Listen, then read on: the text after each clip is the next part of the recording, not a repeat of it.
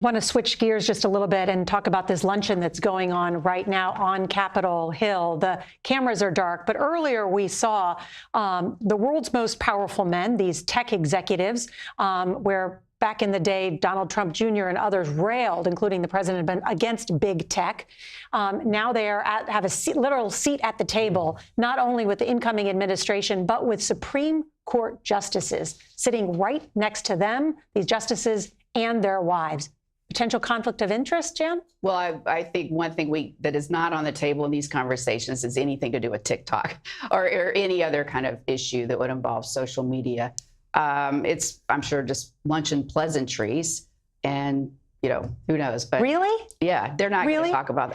You mean the justices would be very careful, exactly. But others may try and bring up those conversations. Sure, like the decision, but they're just not going to engage in those kind of conversations. So if Tim Cook, about TikTok or social media. Jan, if Tim Cook says to Judge Alito, so what are you guys thinking?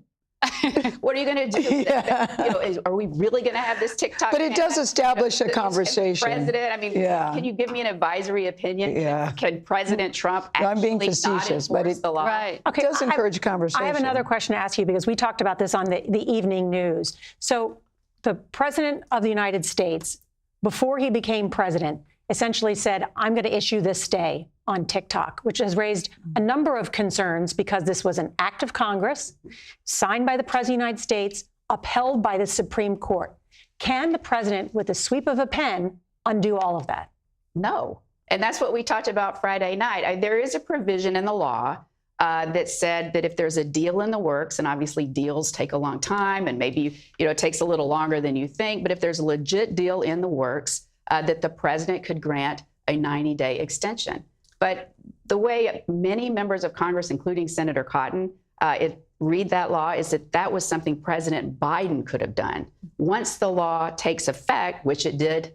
But TikTok is on. But these platforms that Tom Cotton is saying are going to be liable, they've decided to put TikTok back on. But there's nothing in the law that said TikTok has to go dark. And in fact, TikTok was just playing games on Saturday. The law only says that you have to remove it from if you don't have it on your phone right now, you're not going to be able to get it because it has to come off the app stores, and you're not going to be able to update your app. So it'll gradually lose its, functionality over time.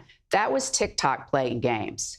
TikTok doesn't have to remove that. Even now, that's not in the law. And we don't know they want to sell either. Well, they've refused to entertain any offers whatsoever for over 4 years. So I think that tells us that they don't want to sell, and why they see that as having real value to them to keep that kind of ability to collect data on 170 million Americans. It's always so great to have you, Jan Crawford.